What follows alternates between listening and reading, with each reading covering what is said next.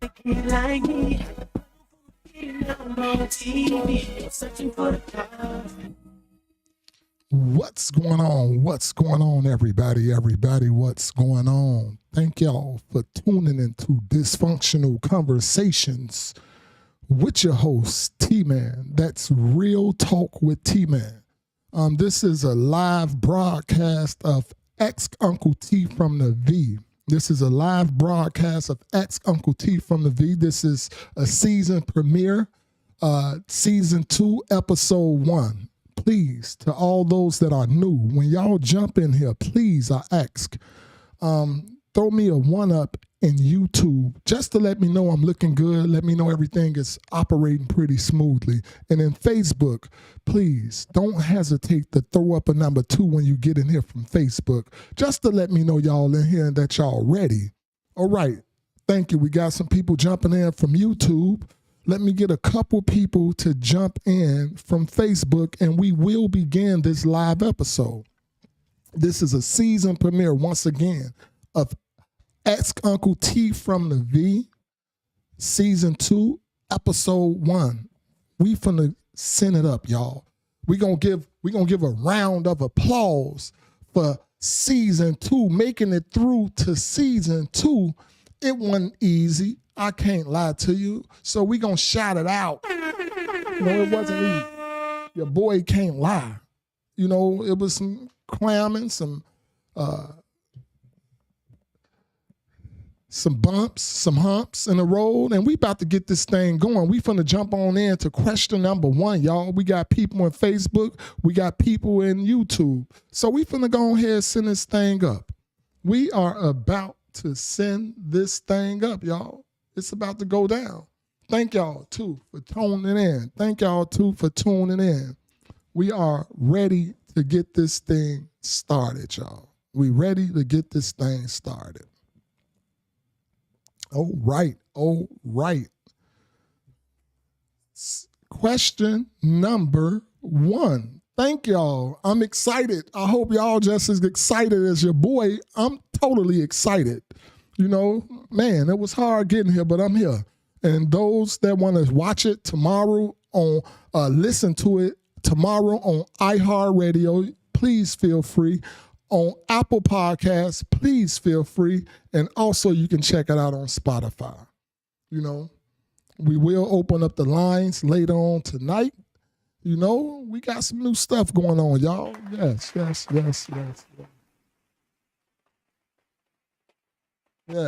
Yes. Let's start this thing off, man, while we got some people in here.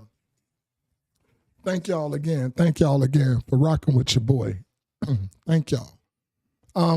We have question number 1. These are some beautiful questions this evening. And there's some questions that I definitely want to open up the lines just to see. I don't want to be seeming biased because I'm a father. I want to see how other fathers think as well. What does a healthy father-daughter relationship look like? And how does it impact her future relationships? Okay, wow. How does a healthy father and daughter relationship look like? A healthy father and daughter relationship. And how does it impact her future relationships? I think a healthy father and daughter relationship, first, it has a freeliness, an openness. There's an openness to it, to where the daughter feels comfortable, the father feels comfortable talking. The dialogue is beautiful. You know, the daughter may not agree with everything the father says, and the father may not agree with everything the daughter says. But in a healthy father and daughter relationship, I think the lines is always open for communication. Regardless if one may not like it, it's always open. And I think out of respect, I think both takes into consideration what the other one thinks, if that makes sense, what the other one feels, if that makes sense. I think that's a healthy father and daughter relationship. Just open communication, feeling free to communicate. And how does it impact the daughter's future relationships?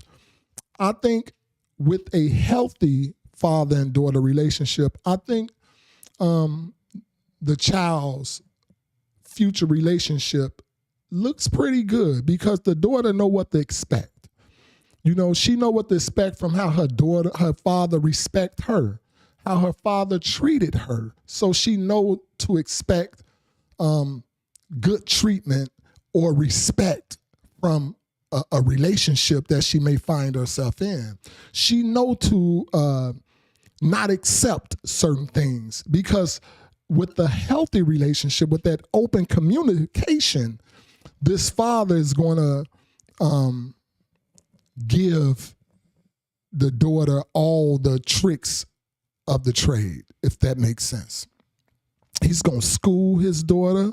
He's going to tell his daughter what to expect, what not to expect. And out of respect, this daughter is going to take everything that this father has given her into consideration because of the respect she has for the father. You know, they say in life, experience can be the best teacher. And one don't have to experience themselves.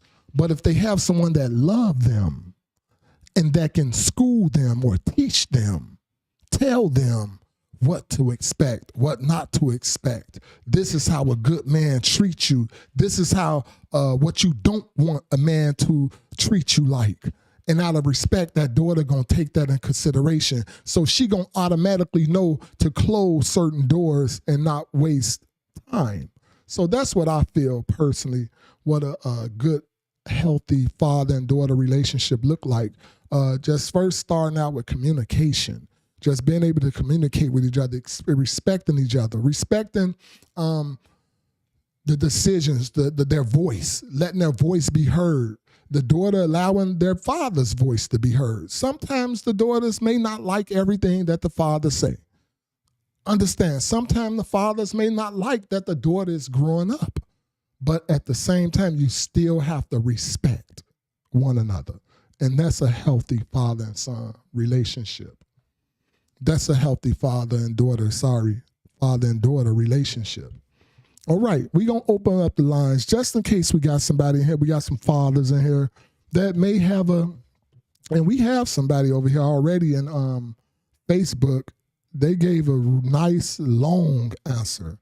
We got Eddie Kent. Eddie Kent, if you want to call in just to speak this over there, I'm going to open up the lines in 1 second. But Eddie Kent says on Facebook, a healthy father and daughter relationship is characterized by open, man, brother, that's exactly what I said. And mutual respect.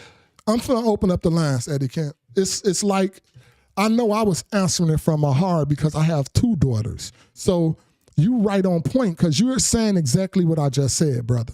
You saying exactly what I just said. And I hope my daughters is tuning in tonight. I really hope my daughters are tuning in tonight. But guess what? The lines are open.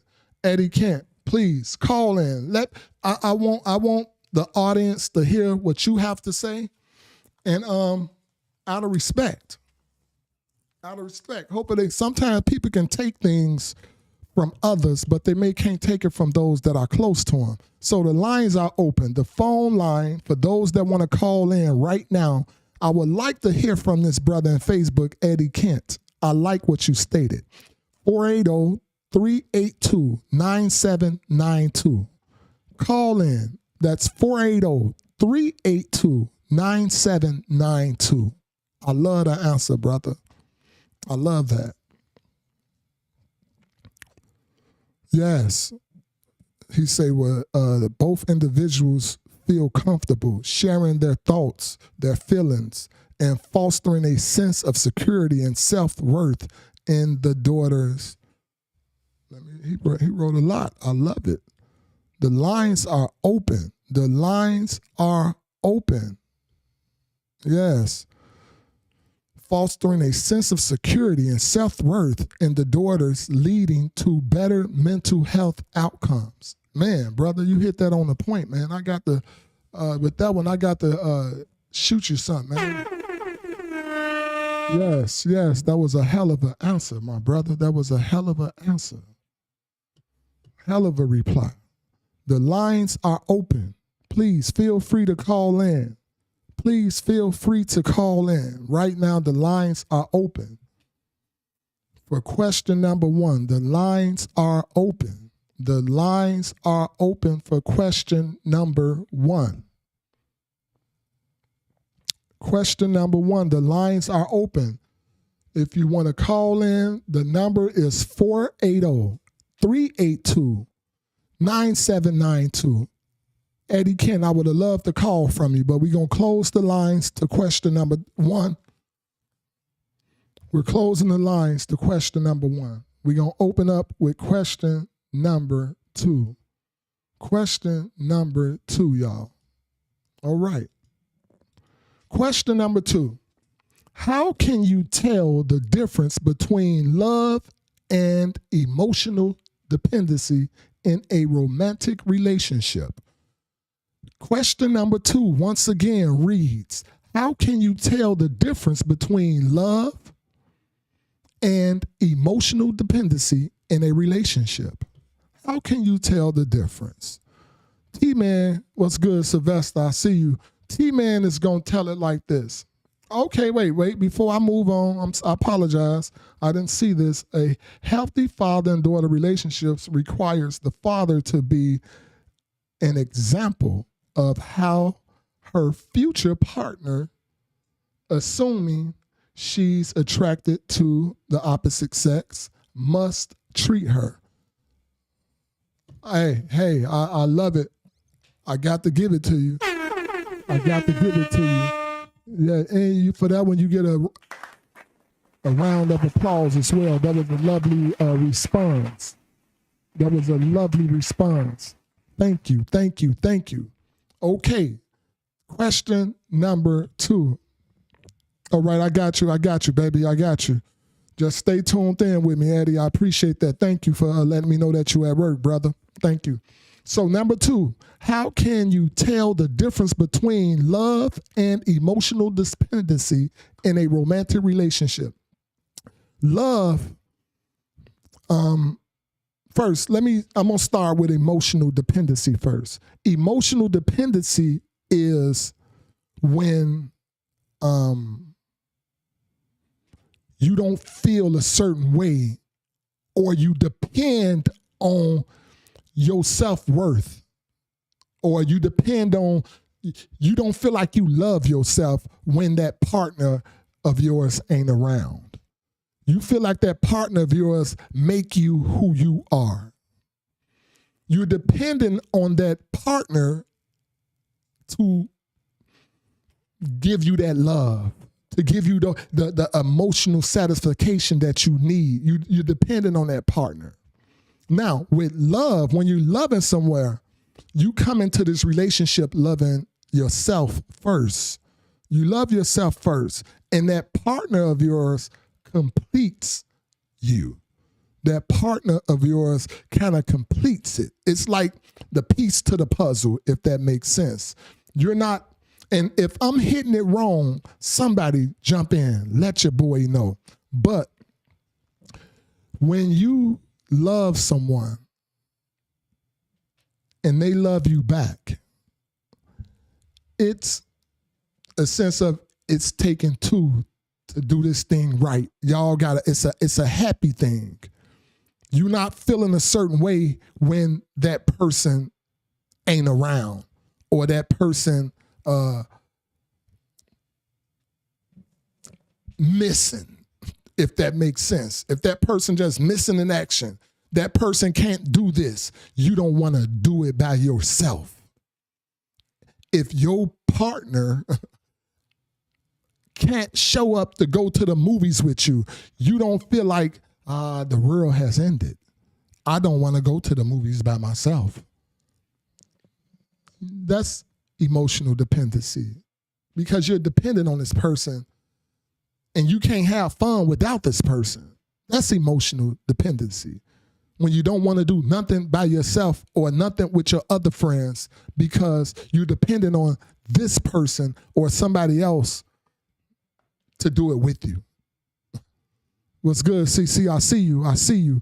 That's emotional dependence. That's the difference between love and emotional dependency. Love, it's understanding. You're understanding when this person isn't around to do it with you. You understand. You still happy.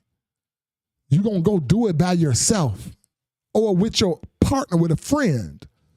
But with emotional dependency, you only dependent on this person to complete you, to fulfill you. You have to be fulfilled yourself before that partner, or else it's going to always turn into love, emotional dependency. It's going to always turn into that. So you want to fix that. You want to fix that. And you can start by fixing that by having a healthy father and a daughter relationship, or a healthy father and son relationship, whatever it may be. But that father plays an important role. That father plays an important role. I'm going to open up the lines. I'm going to open up the lines and see what we have to say. I want to open up the lines and see what we have to say. The lines are now open. The lines are now open. The lines are now open. Even if you want to call and respond to question number 1, you can call and respond to question number 1. You may have missed it, but the lines are open. The lines are open. Yes, yes, yes. The lines are open. Jump on in here and give me a call. Let me know what y'all think. Let me know if Uncle T is hitting it. Let me know if Uncle T is hitting it, or let me know if I got the answer wrong. Let me know if I'm hitting it, or let me know if I got the answer wrong, baby. If I'm hitting it, y'all let me know. Y'all let me know if I'm hitting it. Let me know. Tell me something. Tell me you're doing. Tell me something.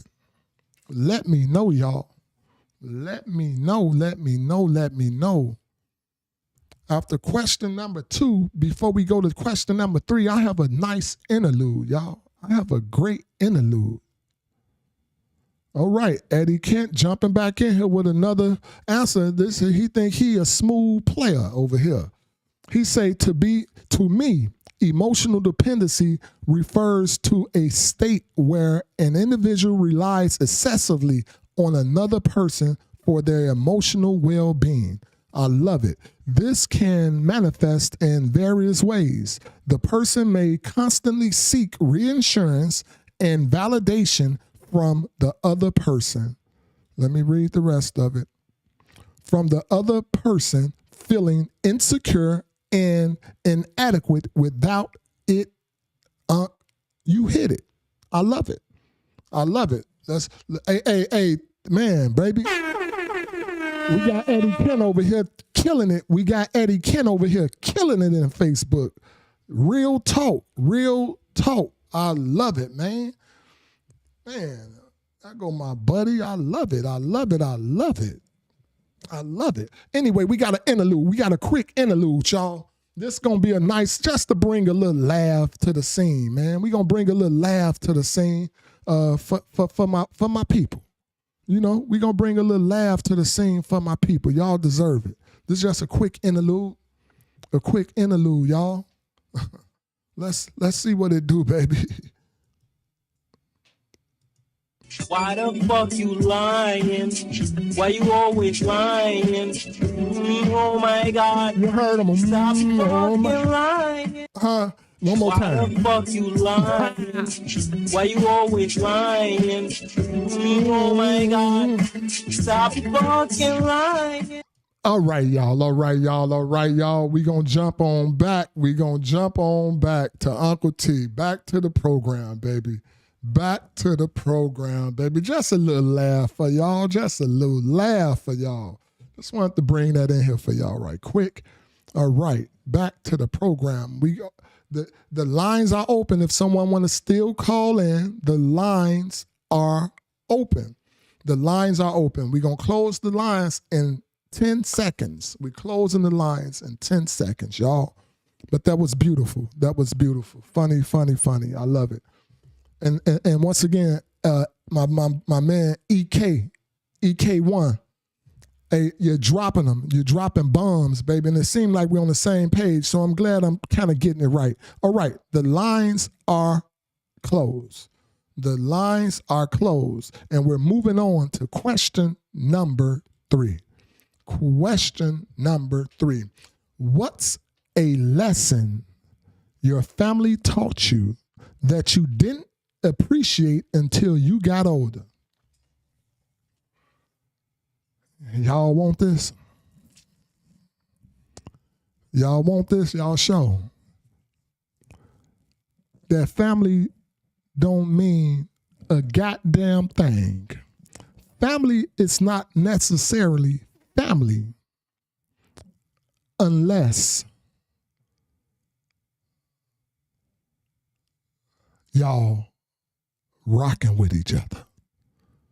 You can have family and y'all ain't having no type of relationships, but you could have wasted your whole early life dealing with family and their problems until you get older and find out family ain't shit. You can have a best friend that's tighter, know more about you, that's more like family than family.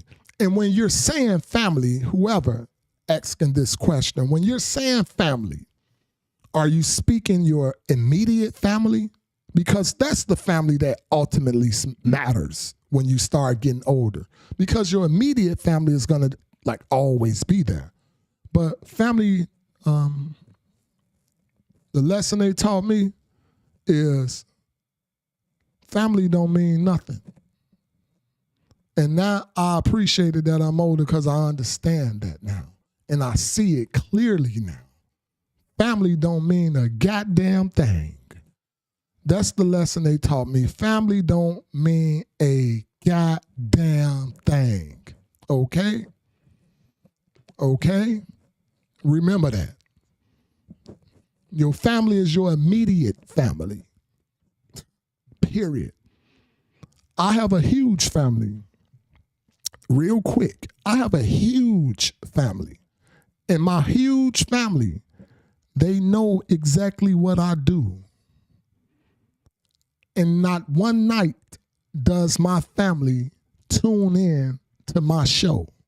Not one night does my family tune into my show. Better yet, even respond, reply, give a like, a thumbs up, something, a subscription, something. Family don't mean a goddamn thing. And you better remember that. Family will show you exactly who they are. That's what they're going to show you, and that's what you're going to learn to appreciate when you get older, when they start to show you exactly who they are. Okay? And I'm sure a lot of people going to tell you that. Wow. Again. Wow. Yeah. That's exactly what family is. Shit. Okay? I'm going to open up the line. Somebody might got something different than what I said, but I'm telling you what God loved on that one. The lines are, sorry, y'all, but I had to keep it 100. The lines are open. Somebody got something different to tell me. The lines are open for all of my people. Anybody that's visually impaired, the number is 480-382-9792. That's 480-382-9792.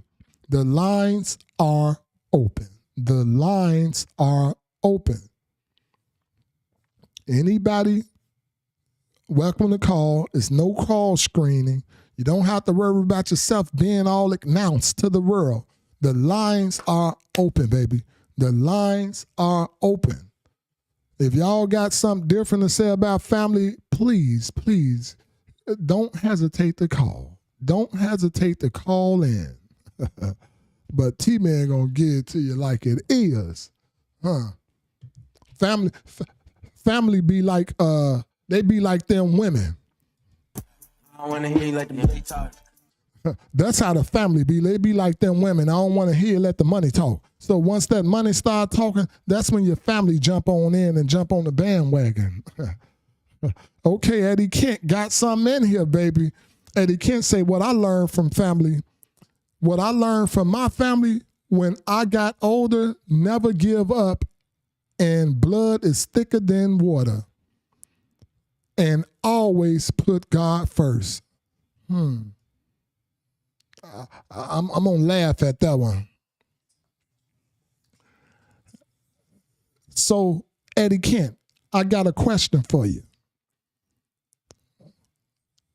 When you speaking on your family, are you talking about your immediate family, like your mother, your brother, your sister, your father?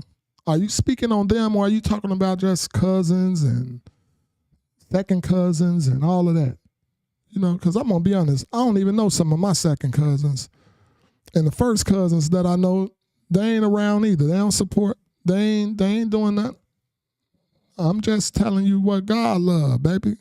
So I have a friend, though. I have a friend that I call my friend. And he around through everything. You know, his water is, if you want to consider that water, his water is thicker than that blood. And I'm sure you agree. I'm sure you agree. You have family members, Eddie Kent, that ain't shit. Don't mean shit, ain't supportive, all of that, I'm sure. Unless that's just my family just messed up. Maybe my family just tore up. I don't know. But anyway, I thank you for that response. We ain't on the same page on that one because that's what I learned. Now, when I was younger, I went by that. When I was younger, I went by what you just said. But I ain't trying to speak what's traditionally been spoken to us and what we learned as kids, that you stick together as families, your cousins, y'all run, y'all stick together, blood thicker than water. I remember that as a young man. But as I got older, the lesson I learned, as I got older, your response just made me want to. No. Hey, Eddie, that response, man, that was that was one from the childhood right there. But you just came back honestly. As a whole, my grandma left her soil through the family. I guess that's what you meant. Yes, I hear you, man. I hear you. My grandma, I love my grandma. I call my grandma mama. And I'm going to tell you something, Eddie. I think my grandma tried to leave her soil through the family as well, man. But I'm going to be honest, man. This family, man, ain't no sticking together. What's my family is my immediate family. When I say my immediate family, my kids, my mom, my queen, and my boy.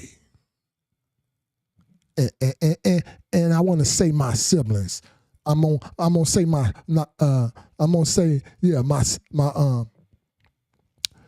brother and sister. I'll say them as well. But all that other stuff, man, that's you say that for the birds, man. Oh, I get it. You say that for the birds, man. Man, I got to say that one for the birds, baby. That ain't what family is these days. That is not what family is these days, man. For real. For real.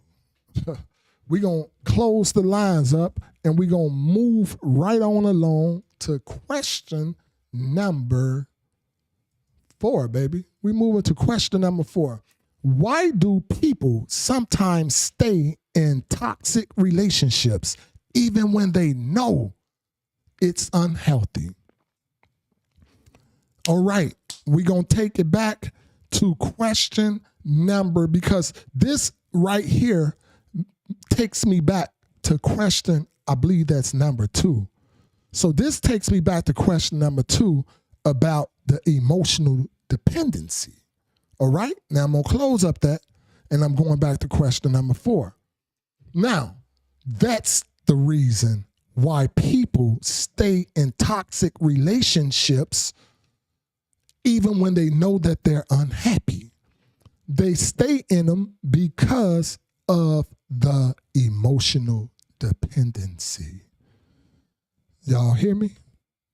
Do y'all hear me? They stay in them because of the emotional dependency, because they feel dependent on this person. They feel dependent on this person. So they stay in it when it's even unhealthy, because like I stated, they seem as they can't do it without the person.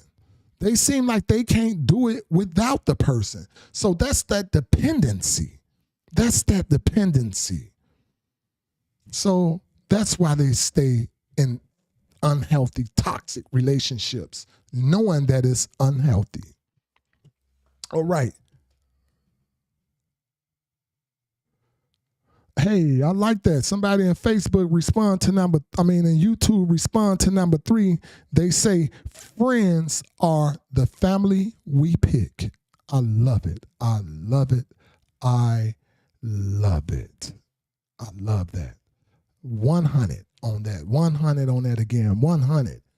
Let me give you something. You deserve applause for that answer. I tried to tell this brother over here the same thing, but he was going back to the childhood, what the family told us back in the days. You know, you stick around with your people and all your family. You one fight, all fight. He was going back to that. But Eddie Kent said something over it, but most of his answers been on point. Most of Eddie Kent's answers been on point. He said, I feel most people stay in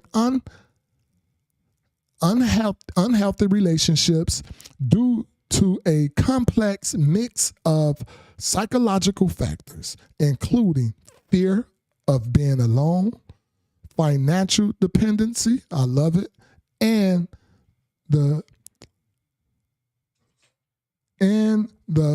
perception that leaving is worse for their partner. Leaving is worse for their partner. I can agree with all of that.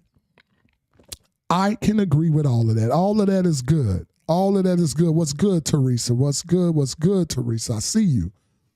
All of that's good. I can agree with that. You know, that's somewhat the same thing I said, you know, but I can agree with some of that as well.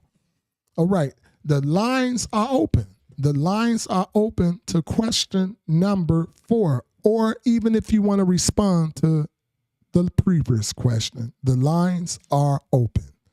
The lines are open, y'all. The lines are open. There's no call screening. For those that are visually impaired, the phone number is 480-382-9792. That's 480-382-9792. The lines are open. All right, we got a caller. We got a caller.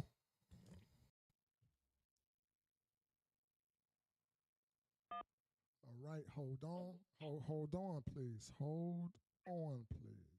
Hold on. All right, all right, all right. Let me get you in here. All right, all right. You are free. You are free to talk now. You are free to talk. You are live.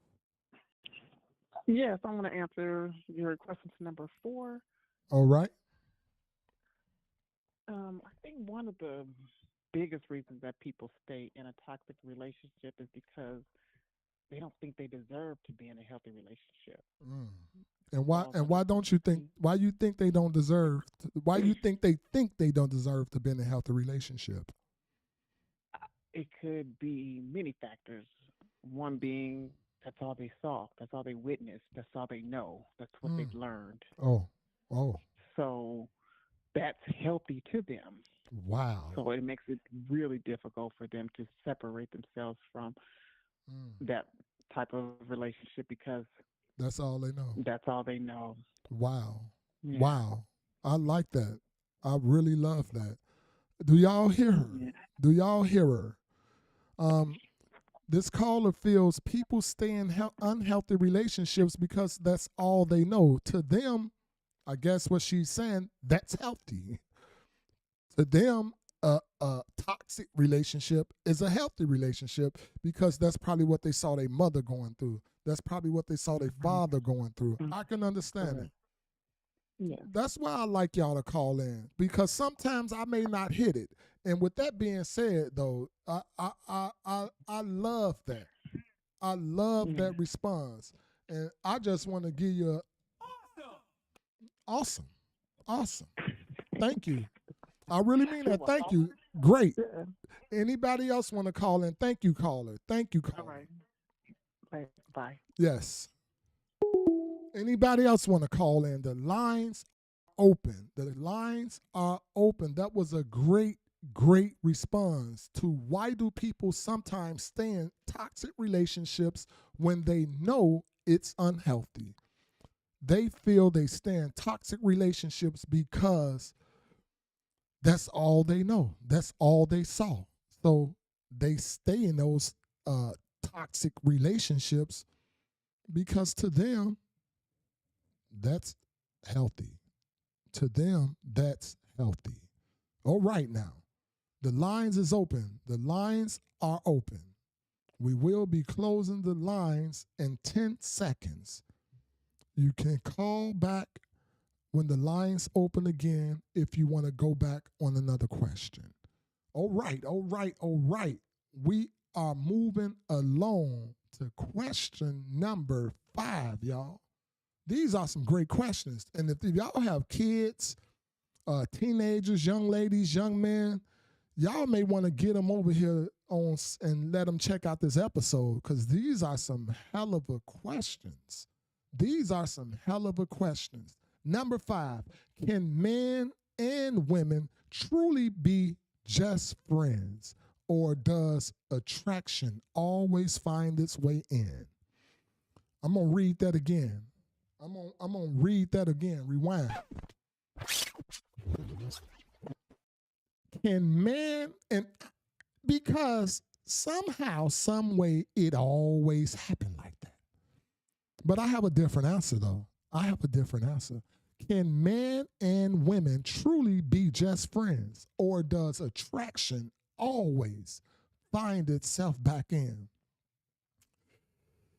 First of all, y'all wrong as hell trying to be friends when y'all already attracted to each other.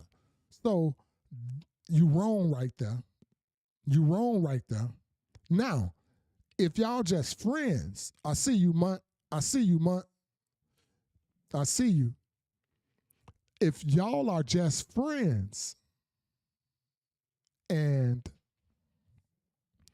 you trying to have a relationship, a friendship, only friends. You don't find this person attractive. Y'all ain't been looking at each other, smiling at each other, hitting on each other. Yes, yes, yes, yes. You guys can definitely be friends without that romantic part trying to find itself in. Because as a friend, you gonna respect him, especially if he's in a situation, and he's gonna respect you if you are in a situation. He don't have to be gay or none of that to respect you as a friend. And you don't have to be gay and don't like men, to respect him as a friend. Y'all can both like the same sex. It could be same opposites attract. And y'all can definitely be friends. But it all depends on, you feel me? It all depends on if y'all didn't have this attraction before y'all trying to be some damn friends. Y'all wrong for that. Y'all definitely wrong for that. You know, because at the end of the day, you got to always remember this. At the end of the day,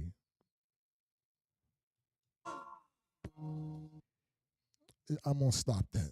Because y'all trying to be friends, but you know goddamn well. Girl, you know I love you. You know goddamn well he love you. Now what the hell you trying to be this man friend for? Huh? What you trying to be this man friend for? Or what you trying to be this girlfriend for, man? When you know you love her. Y'all just playing. Y'all playing, man. Y'all playing games. I'm going to open up the lines. Let me know, do y'all think, ladies, do y'all think you can truly be just a friend with the man without the attraction always finding its way in? Or did the attraction already been in? Maybe the attraction been in and y'all just don't want to admit it. But guess what? The lines are now open because I know y'all feel some kind of way. I know y'all feel some kind of way. I'm waiting. I know y'all ladies got something to say because I know y'all have been in that situation before. I know you ladies done been in that situation before. Lamont, yes, it is there, baby, but not this episode. It's not there as I'm going live. This episode will be on iHeartRadio tomorrow. This episode will be on iHeartRadio, Spotify, and Apple Podcasts tomorrow.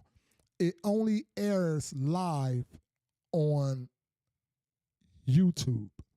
It only airs live on YouTube. Okay? It only airs live on YouTube. It's not on iHeartRadio live, but you can find previous episodes on iHeartRadio, Apple. You can find the previous episodes. Okay, we have somebody over here in YouTube that says platonic relationships are possible. You just have to set boundaries and make it clear that you're just friends. Agree. And those boundaries has to be respected. Those boundaries have to be respected. At the end of the day, they have to be respected. All right. What we talking about, y'all? We gonna move along to question. The lines is closing. The lines are closing. And we moving on to question number 6. Question number 6, y'all. Question number 6. What advice would you give your younger self about dating and love? I love this. What advice would I give my younger self about dating and love? I love this. This is pretty cool for me. I like this. This is pretty cool. What advice would I give my younger self? What advice would you give your younger self about dating and love? I would tell my younger self, take your time. That's the first thing I would tell my younger self. Take your time. Don't rush for nothing. I would tell my younger self, just because it looks cool, just because it seems like what the popular people in your community is talking about. Take your time. Take your time. Before you start dating and before you love, call yourself loving, love you. Do you hear me? Love you first. Learn what love is. Learn what love is. I would tell my younger self, if you don't have an example of what a healthy relationship looks like, go find one so that you can observe what a healthy relationship looks like. It's very important to know what a healthy relationship looks like before you think to start dating, because you don't want to end up having your kids, your seeds, spread it out here, spread it out there. That's what you don't want to do. So take your time. Patience is everything before you start dating. I would tell that to my younger self. Take your time. That's what I tell my younger self. Okay? That's what I tell my younger self. For real. That's what I would tell my younger self. Yes, I will. Yes, I will. Yes, I will. All right, y'all. I'm going to see what y'all think about that. Oh, thank you. Thank you. Somebody told me great answers, so I'm gonna give myself a round of applause.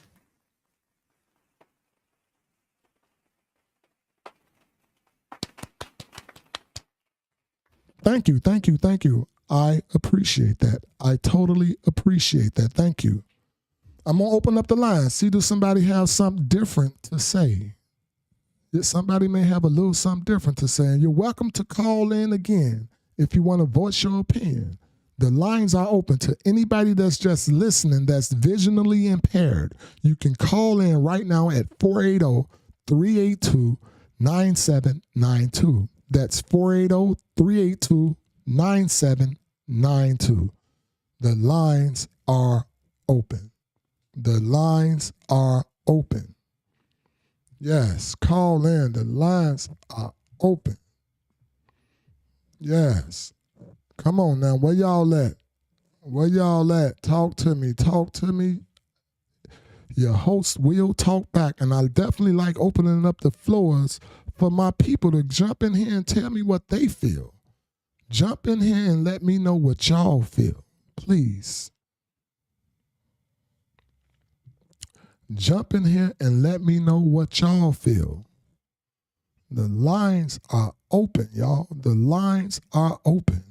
Please feel free to jump in here and let me know what y'all feel.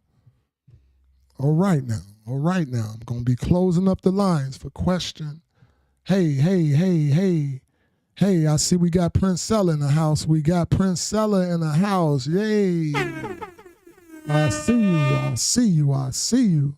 All right, we moving right on along to question number, and we closing up the lines for that question. For question 6, the lines are closed, and we going to open up. We're going to get some drum rolls, baby. We're going to get a drum roll. For question number 7. Hey, there we go. Question number 7. These are some hell of a questions, y'all. These are great questions. Question number 7. How do childhood experiences with parents shape our attachment styles in adulthood? How do childhood experiences with parents shape our attachment styles in adulthood? These are deep questions, and I'm answering these questions with a little patience, because somebody definitely took their time and wrote these questions.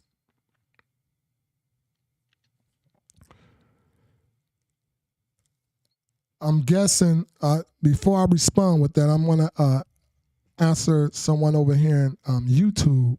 I'm guessing this was to question number 6, if I'm not mistaken. Let me bring back question number 6 real quick. What advice would you give your younger self about dating and love? They said that take yourself out. Take yourself on trips. I love it. Take yourself out. Take yourself on trips. That's how they feel. All right, I respect that. All right, question number 7. Princella say that's a real question. That's a real question. Okay, I think your childhood experiences with parents shape your attachment styles in adulthood in a lot of ways. In a lot of ways. It can make you have that emotional dependency. It can make you have that. It can also make you have, y'all can help me out with this.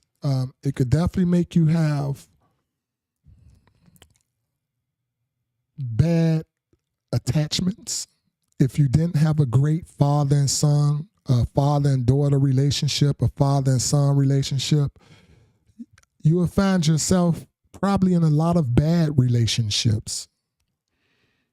Probably in a lot of bad relationships as you going into your adulthood.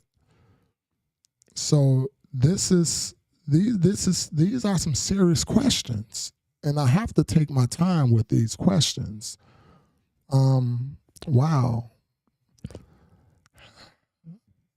How do childhood experiences with parents shape our attachment styles in adulthood? It can have you looking for everything that you didn't see in your mother or your father.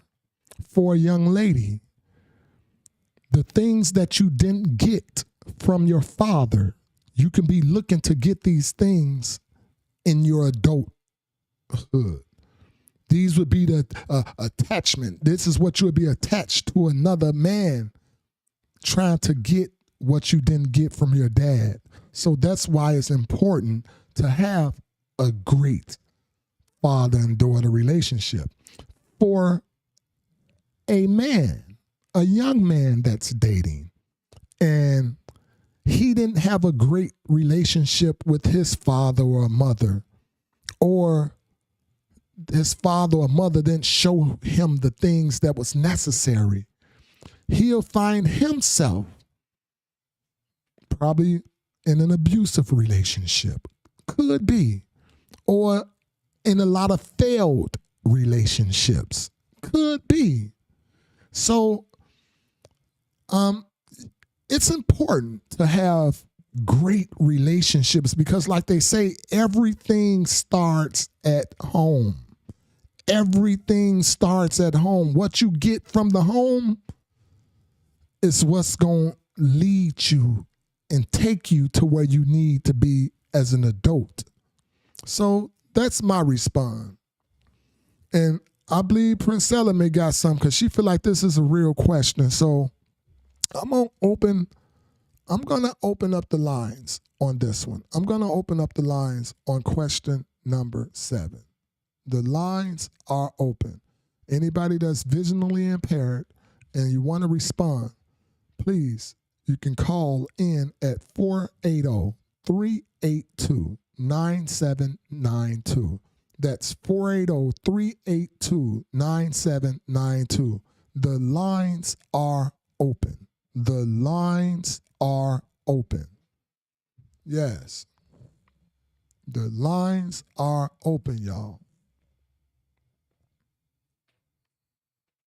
Come on now. Come on now. Come on now. The lines are open. Ring that phone. Ring that phone, y'all. The lines are open. The lines are open.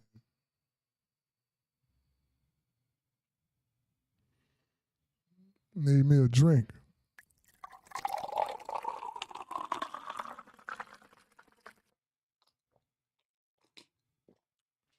Bet y'all thought I was gonna get me a real drink. That's the best drink right there, that water. All right, talk to me, talk to me, talk to me. The lines are open, Tammy.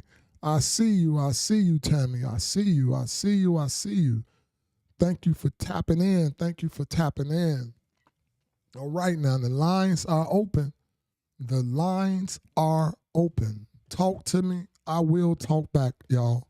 Talk to me. I will talk back. Y'all don't have to just call in for question number 7. If it was a question that you missed and you wanted to respond, you're welcome to call in for previous questions and we can talk about it. We can definitely talk about it.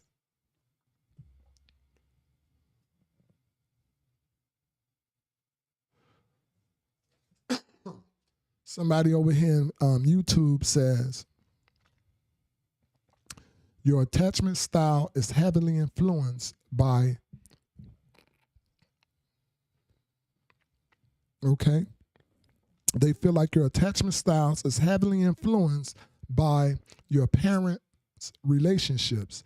It doesn't necessarily mean that you will duplicate the style, but it can cause you to develop an attachment style that can impact your future relationships.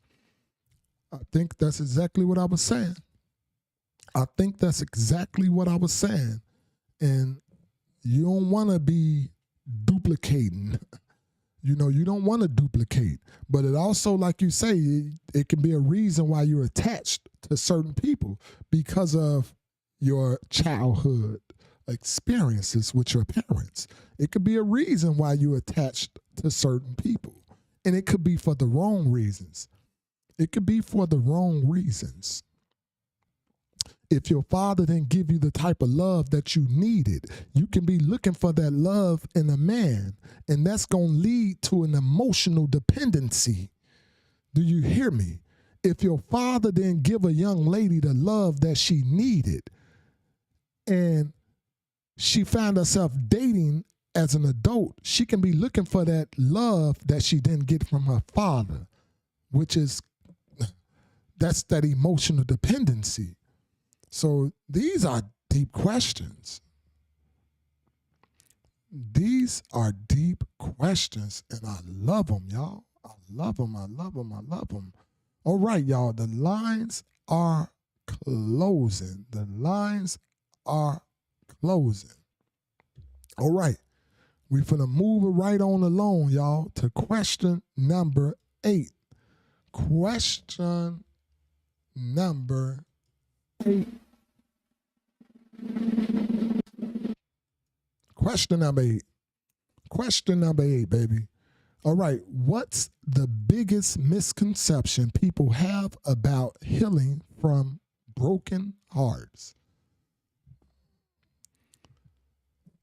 Heartbreak, I'm going to say broken hearts. What's the biggest misconception people have? The biggest misconception for me would be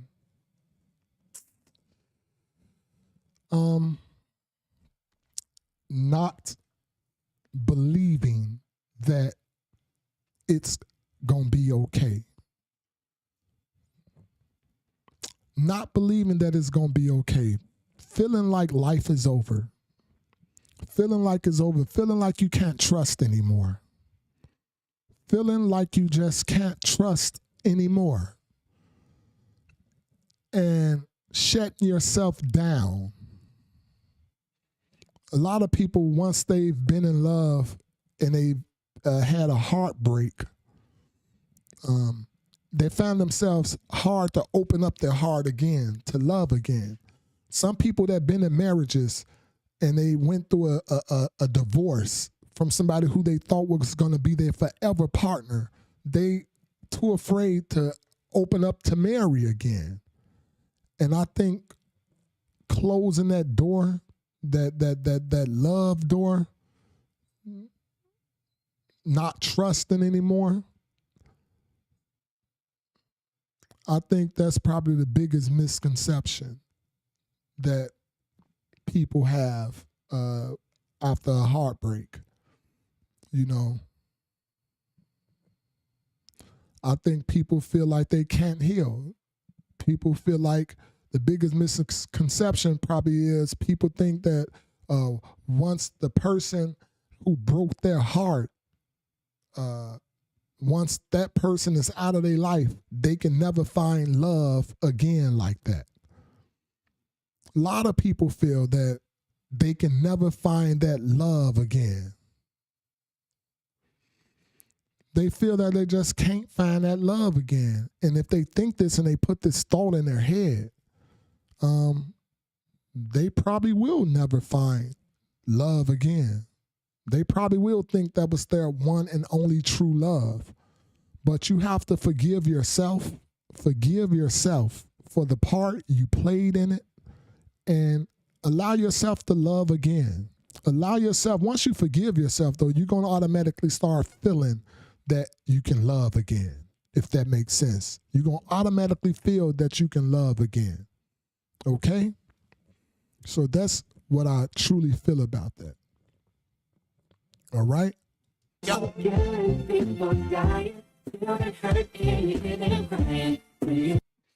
Where's the love? It's out there.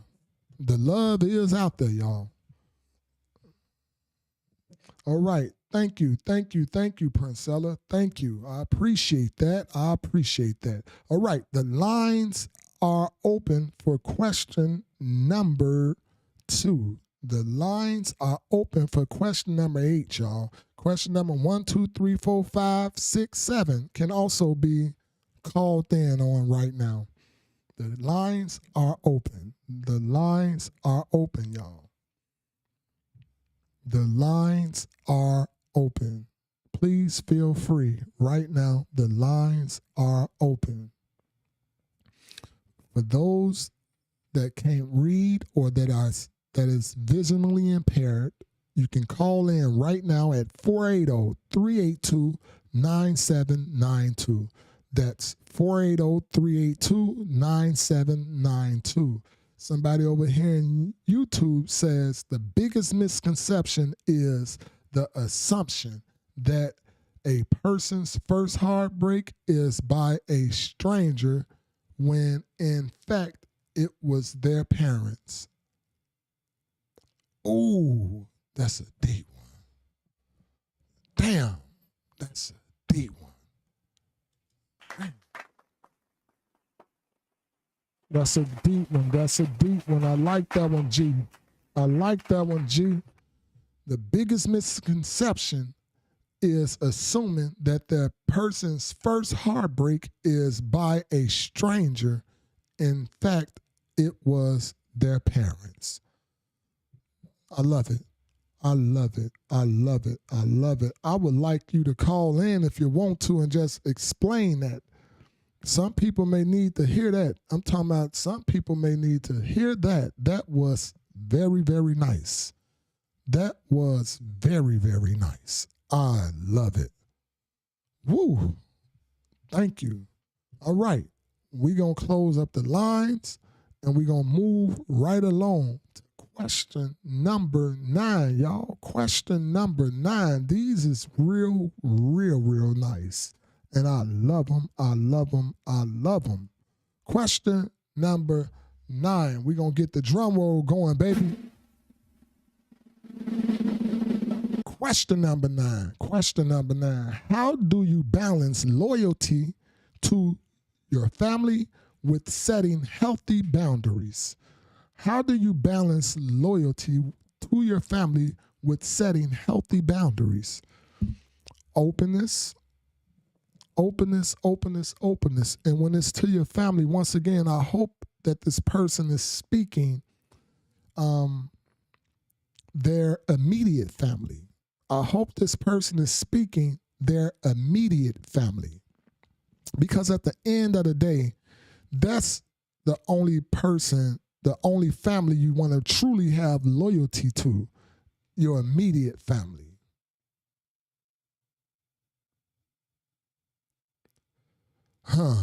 Somebody over here on YouTube says no is a complete sentence. No is a complete sentence. Outstanding.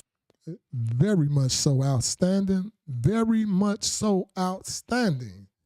For real. No is a complete sentence. That's simply put. And you can still have that loyaltiness. You can still have that loyaltiness there. But set the boundary just by simply saying no.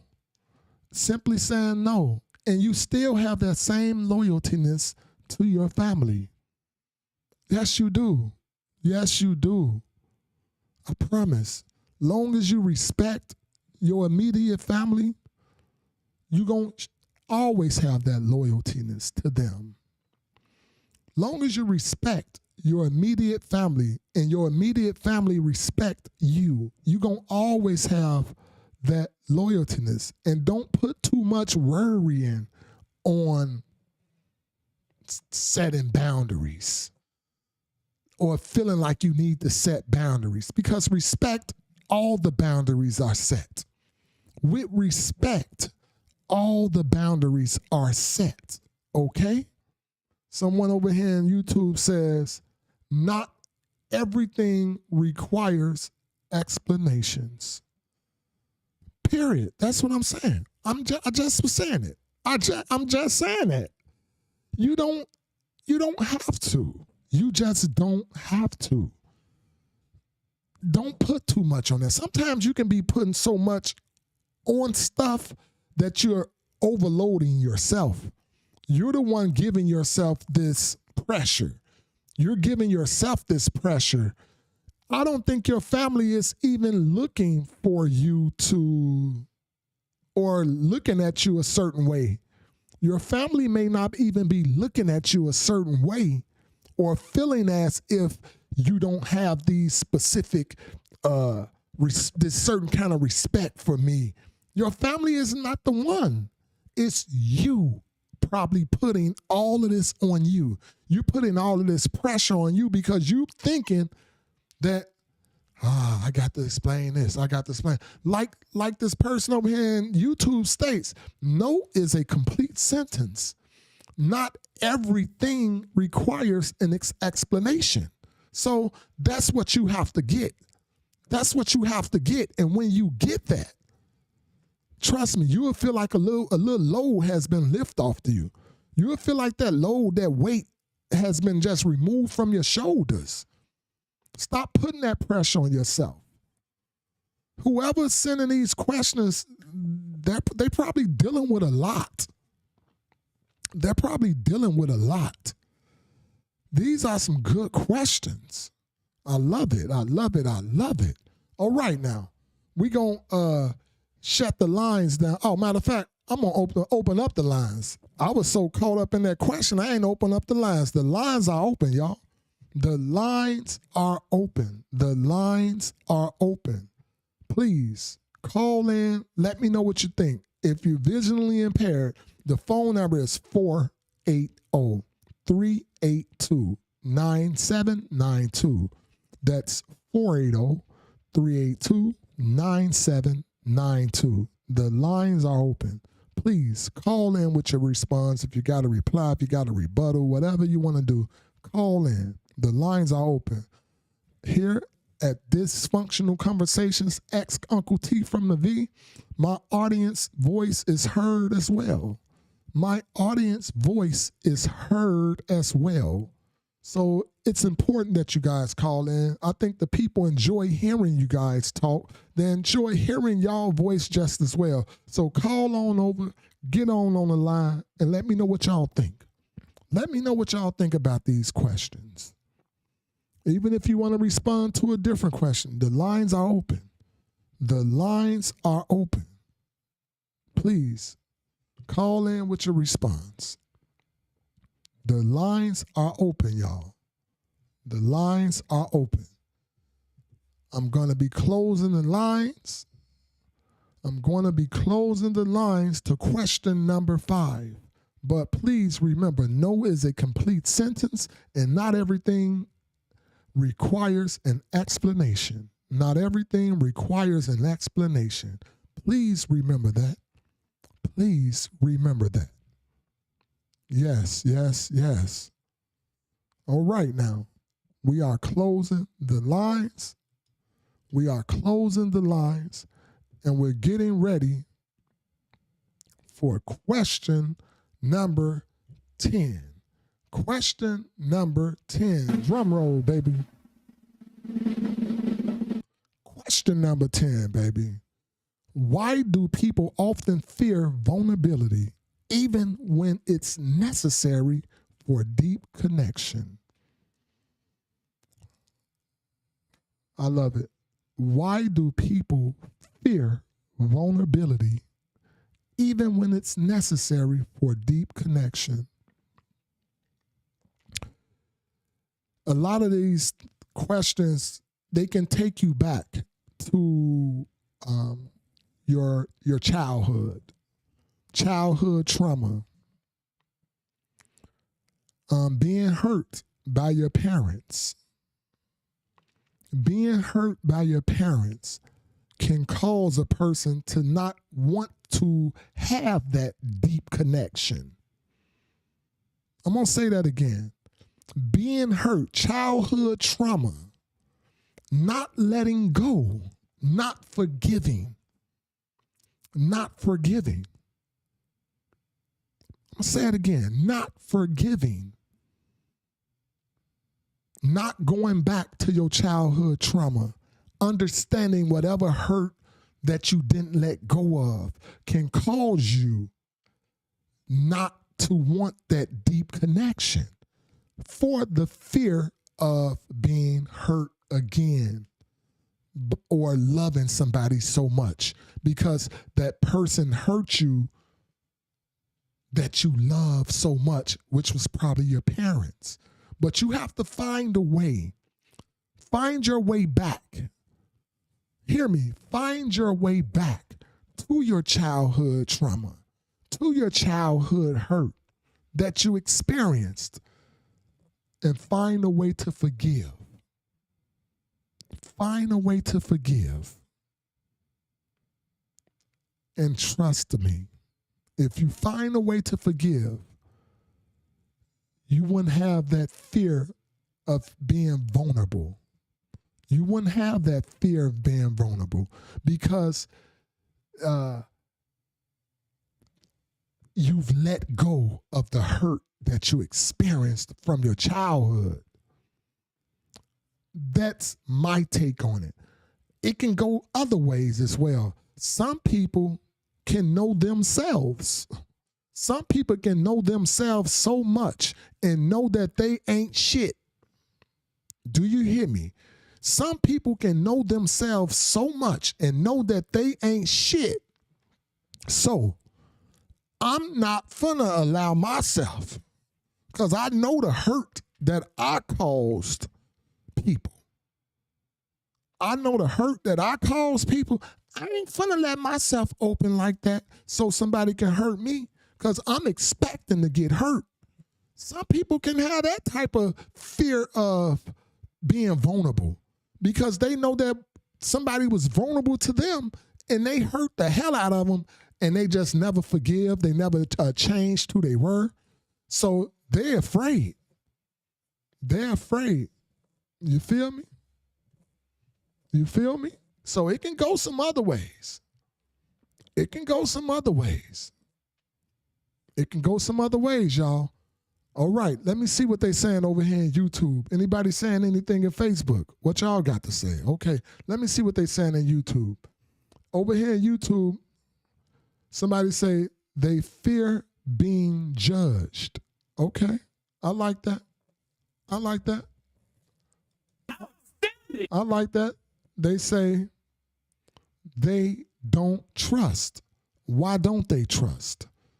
I hear you.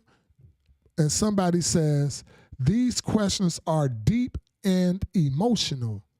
Got your mind thinking back to your childhood. I thank God my childhood was great. I thank God my childhood was great. I love it. Love it, the underdogs on top. And I'm gonna shine, homie, until my heart stop. Go ahead and be me. Hey, I love it. I love it. I love it. I love it. I love it. I love it. I'm going to open up the lines because these are some deep questions. And, you know, I just want to tell the people that's writing these questions, forgiveness is key. Learning to forgive. Communication is key. Going back to communicate to whoever hurt you. Figuring out why they hurt you. How did they hurt you? You have to track back into your past and just open up. Openness, openness, openness, openness. And you will find the answer and you will find your way out of this place where you're stuck. But the lines are open because these are some deep questions. The lines are open. The lines are open. Please feel free to call in. Those that are visually impaired, you can call in at 480-382-9792. That's 480-382-9792. The lines are open, y'all. The lines are open. The lines are open. The lines are open. Let me hear that telephone ring, y'all. Come on now. Call in. I know y'all can speak on this. Is these too emotional? These questions too emotional? Talk to me now. Call in. The lines are open. The lines are open. Call in, baby. All right. If we ain't finna get no call, that was question number 10. That was my last and final question for Uncle T from the V. Thank y'all for tuning into the season premiere, season 2, episode 1. Thank y'all for tuning in. This was a hell of an episode. We kicked it off with a bang. We deserve to kick it, right? We deserve to kick it. That's how I feel. Man, yes, we kicked it off with a good one, y'all. We kicked this one off with a good one. And I love it. I love it. I love it. Yes, I love it. Hell of a one. Hell of a one. Hell of a one. Yes. Yes, yes, yes. Beautiful episode. Thank y'all. For those that chimed in that's new to the channel, please don't hesitate to subscribe to the channel. Turn on the notification bell so you don't miss this mail when I drop it now. All right? Please check all. Hit that notification bell, move on over and hit all so you don't miss none of my content that I will be dropping. The next broadcast, episode 2, will be on Tuesday. That will be on Tuesday. Episode 2, season 2, Tuesday. I thank y'all. I thank everybody that participated. This was a hell of an episode. Y'all be blessed. Don't be none less. Enjoy the rest of your evening, and thank y'all for spending some of it with me. I really appreciate y'all. Look in the mirror. Don't forget what I tell y'all. Look in the mirror, and just in spite of, even if you curse somebody out today, even if you want your best self today, look in the mirror and just say, I love me. Just tell yourself. Sometimes you got to be reminded. In order to make this world a better place, you got to be the person that you want to see in the world today. So look in that mirror and just say, I love me. Because when you start to really love something, you treat it real good. You treat it real good. You walk with integrity. You walk with respect when you truly love yourself. And that's where it starts with self. Loving self first. So let's remind ourselves daily that we love ourselves. Okay? I appreciate y'all. We're going to go and get up out of here. All right? Once again, peace, baby. Your boy, outro.